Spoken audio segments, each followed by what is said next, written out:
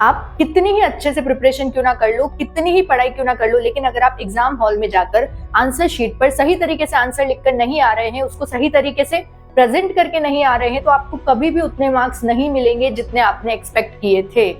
बहुत सी बार previous exams में आपके साथ ऐसा हुआ होगा कि आपको लगा था कि यार इसमें तो पूरे में से पूरे नंबर आएंगे, मैं सब सही लिख के आया हूँ, लेकिन जब रिजल्ट हाथ में आया, जब हमने कॉपी देखी तो उतने मार्क्स थे ही नहीं, हमारे मार्क्स तो कम आए थे।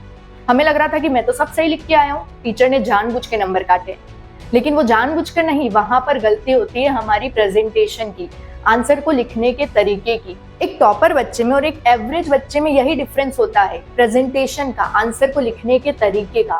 तो आज इस वीडियो में मैं आपको एग्जैक्टली यही बताने वाली हूँ कि हमें आंसर शीट में किस तरीके से आंसर लिखना है, कितने मार्क्स के क्वेश्चन में कितना आंसर लिखना है, और कैसे हमारे आंसर को अट्रैक्टिव और इफेक्टिव बनाना है ताकि एग्जामिनर आपका आधा नंबर भी ना काटे। देखो, एज ए टीचर अपने खुद के कॉपी चेकिंग के एक्सपीरियंस से मैं आपको बता रही हूँ, या मैंने अपने आसपास जितने भी टीचर्स को देखा है जिन्होंने बोर्ड एग्जाम्स की भी कॉपी चेक करी है, तो एक कॉपी को देखते टाइम एक टीचर का क्या माइंडसेट होता है, सबसे पहले वो किन चीजों को देखता है, किसके अकॉर्डिंग आपको नंबर देता है, ये सारी चीजें आज मैं आपको इस वीडियो में बताऊंगी। ये वीडियो बहुत ही इंपॉर्टेंट होने वाला है, तो पेशेंस के साथ इसको पूरा देखना। So hi, hello everyone, this is Hima Jain, welcome and welcome back. अगर आप मेरे चैनल पर नए हैं then don't forget to subscribe and या लेट्स बिगिन। देखो, सबसे पहले तो मैं आपका एक डाउट क्लियर करूंगी रिगार्डिंग हैंडराइटिंग। बहुत सारे बच्चों को ऐसा लगता है कि अगर आपकी हैंडराइटिंग बहुत अच्छी है तो आपको ज्यादा मार्क्स मिलेंगे। ऐसा नहीं है। अगर आपकी हैंडराइटिंग अच्छी नहीं भी है लेकिन वो रीडेबल है, ऐसी है कि जिसको एग्जामिनर अच्छे से पढ़ सकता है, एक नॉर्मल हैंडराइटिंग है, तो कोई दिक्कत नहीं, आपके कभी नंबर नहीं कटेंगे। हाँ, अगर बहुत ही बेकार है, जो पढ़ने में ही नहीं आ रही है, तो बात अलग है। लेकिन अगर आपकी एक एवरेज नॉर्मल हैंडराइटिंग है जिसको आराम से पढ़ा जा सकता है, तो हैंडराइटिंग के कारण आपके कभी भी मार्क्स नहीं कटेंगे। इस बात की टेंशन बिल्कुल भी मत लेना। तो अब बात करते हैं हमें किन किन बातों का ध्यान रखना है। सबसे पहली चीज जो हमें ध्यान रखनी है, हमें हमेशा पेपर को सीक्वेंस में अटेंड करना है। देखो, हमारे क्वेश्चन पेपर में सेक्शंस होते हैं, section A B C D. अब आप उन सेक्शंस को भले ही सीक्वेंस में ना करो, कोई दिक्कत नहीं। अगर आपको लग रहा है मुझे सेक्शन ए नहीं, मुझे सी पहले करना है, हेडिंग डालो सेक्शन सी, लेकिन उस सेक्शन सी के सारे क्वेश्चन आपको एक साथ करने हैं।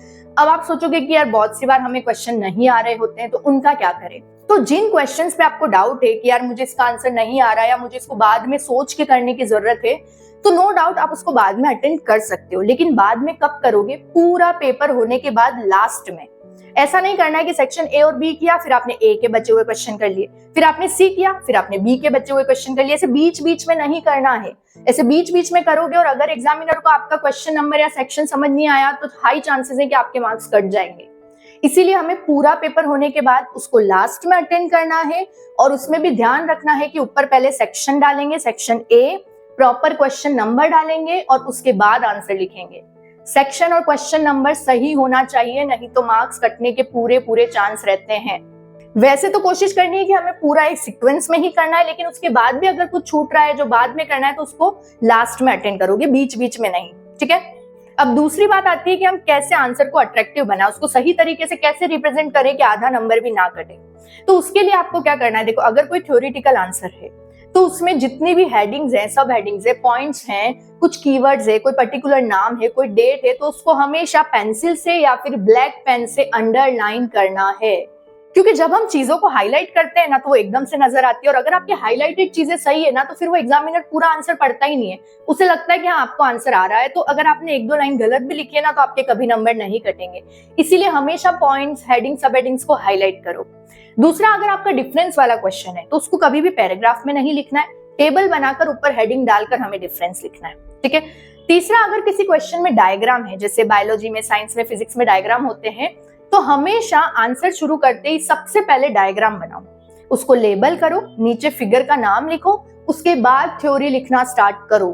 क्योंकि एग्जामिनर जब स्टार्टिंग में डायग्राम देखेगा जो प्रॉपर बना हुआ है ना, तो उसको पूरा आइडिया हो जाता है कि अगर आपको डायग्राम आ रहा है तो आपको थ्योरी आती ही होगी, और आपको वहीं पूरे नंबर मिल जाते हैं। चौथा, अगर कोई न्यूमेरिकल क्वेश्चन है तो उसमें अगर कोई फॉर्मूला है ना, तो उसको हमेशा बॉक्स में लिखो, क्योंकि फॉर्मूले के मार्क्स मिलते हैं।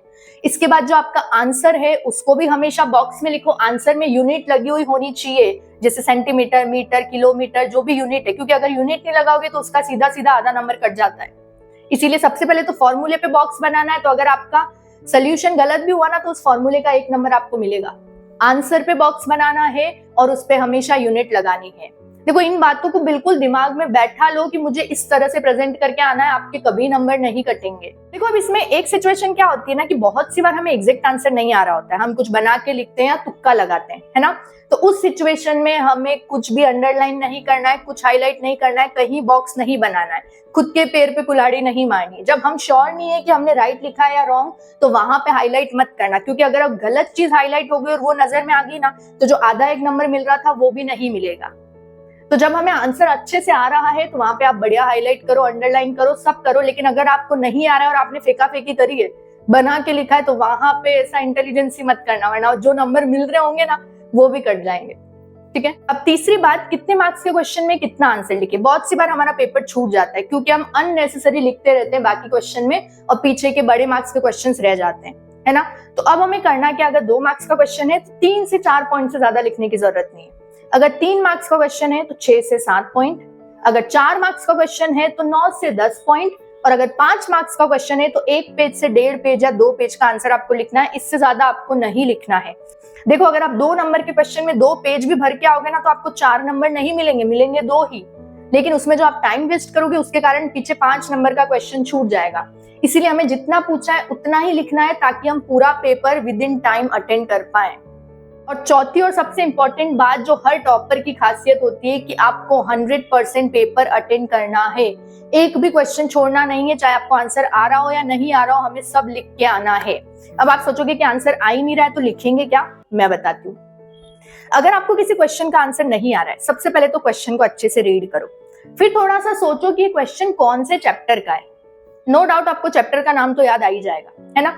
फिर थोड़ा सा दिमाग लगाने की कोशिश करो कि उस चैप्टर के कौन से टॉपिक से क्वेश्चन पूछा गया है।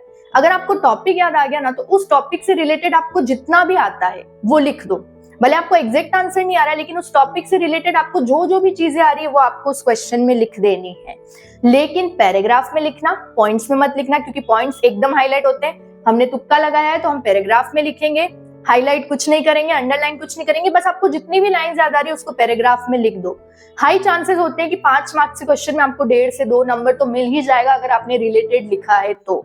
इसीलिए हमें छोड़कर तो कुछ भी नहीं आना है, उस क्वेश्चन से रिलेटेड हमें जो भी याद आ रहा है, उसमें कोई वर्ड दिख रहा है, उस वर्ड से रिलेटेड जो भी आ रहा है वो हमें अटेंड करके आना है। क्योंकि देखो, नहीं अटेंड करोगे तो वैसे ही 0 नंबर मिलने, लेकिन अटेंड कर लोगे तो चांसेस है ना कि 1-2 नंबर मिल जाए।